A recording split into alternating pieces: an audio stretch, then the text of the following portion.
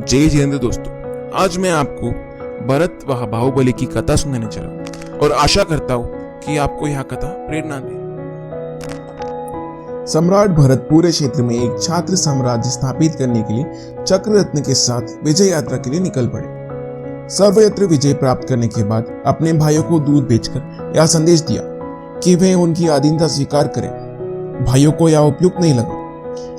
98 भाइयों ने सोचा पिताजी के पास जाकर इस समस्या का समाधान करना चाहिए। सभी भाई पिता भगवान ऋषभ के पास आए और अपनी व्यथा व्यक्त करते हुए बोले, पिताजी, आपने हमें स्वतंत्र राज्य पर सौंपा था, पर ज्येष्ठ भ्राता भरत आपका दिया राज्य हड़पना चाहते हैं। यह बहुत गलत बात है। आप हमारा पाठ प्रदर्शन करें। भगवान ऋषभ ने 98 भाइयों को समझाया, देखो, ये राज्य तो कभी स्थायी नहीं होता। ये सारे समय के साथ छूटने वाले हैं। मैं तुम्हें ऐसे राज्य के अधिपति होने का उपाय बताता हूँ जो प्राप्त होने के बाद कभी नहीं छूटता।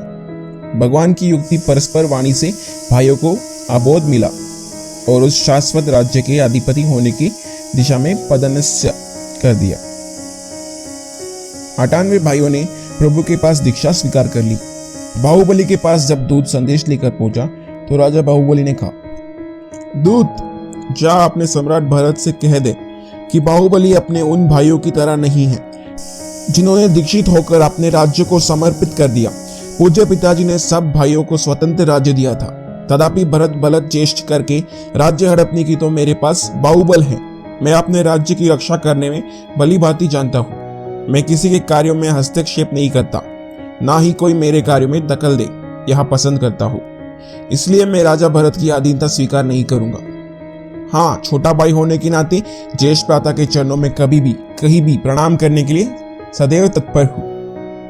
आखिर सम्राट भरत ने बाहुबली की राज्य तक्षशिला पर चढ़ाई कर दी। दोनों पक्षों की सेनाओं में भीषण संग्राम छिड़ गया। कभी भरत की सेना बाहुबली की सेना पर भारी पड़ रही थी, तो कभी बाहुबली की सेना भरत की सेना पर पछाड़ रही थी। युद्ध में भारी जनहानि को देखते हुए यह निर्णय हुआ कि मुख्यतः युद्ध भरत व बाहुबली के बीच हो, तो क्यों नहीं इन दोनों के बीच ही अंतिम युद्ध भी हो। जो जीत वही विजेता होगा। युद्ध की जो योजना बनाई गई थी वह इस प्रकार थी: दुष्टि युद्ध, वाक्य युद्ध, मुष्टि युद्ध, दंड युद्ध। इन सभी युद्धों में बाहुबली के हाथों भरत को जबरदस्त पराजय मिली। इसी पराजय से उत्तेजित होकर भरत ने अपने अचूक व अंतिम अस्त्र चक्र को प्रदर्शित किया। चारों ओर सन्नाटा छा गया, हाहाकार मच गया। सभी यह जानते थे कि इसकी वार कभी खाली नहीं जाता। बाहुबली के पक्षधरों ने चक्र को रोकने की पूरी कोशिश की, पर असफल रहे। चक्र आगे बढ़ता गया, पर भरत के ही परिवार के सदस्य एवं चरम शरीर होने के कारण चक्र रत्न भी बाहुबली की प्रदक्षिणा करके लौट गया। बाहुबली की इस विजय से गगन विजय घोषणा से गूंज उठा। बाहुबली ने रुष्ट होकर जब भरत पर प्रहार करने के लिए मुष्टि उठाई, तब सबके दिल कांप गए। सबने एक स्वर में प्रार्थना की, क्षमा कीजिए।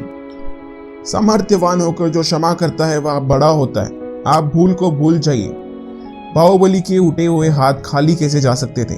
उन्होंने अपने उठे हुए हाथों को अपने ही सिर पर रखा, बालों को लोच लिया और श्रमण्य ग्रंथ बन गए। छोटे भाई को वंदन कैसे करूं? इस हम भावना से प्रेरित होकर बाहुबली भगवान ऋषभ देव की सेवा में उपस्थित नहीं हुए, वहीं पर उत्कट साधना में लग गए। 1 वर्ष बीत गया अडोल ध्यानावस्था में, ना भोजन ना पानी, फिर भी केवल ज्ञान की प्राप्ति से दूर थे। भगवान ने यह स्थिति समझा। दोनों पुत्रियां साध्वी ब्राह्मी व साध्वी सुंदरी को भेजा। दोनों की युक्ति युक्त बात से बाहुबली समझे और वंदन हेतु प्रस्थित होते हुए उन्हें केवल ज्ञान प्राप्त हो गया। सम्राट भरत को एक छात्र साम्राज्य मिल जाने के बाद भी भीतर में शांति नहीं थी।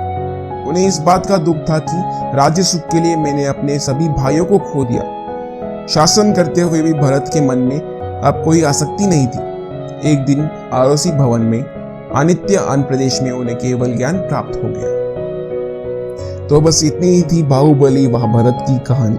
अगर आपको यह कहानी अच्छी लगी तो इस वीडियो को लाइक कीजिए और अपने सारे दोस्तों के साथ शेयर कीजिए और जुड़े रहिए फैक्ट एक्सप्रेस के साथ। धन्यवाद।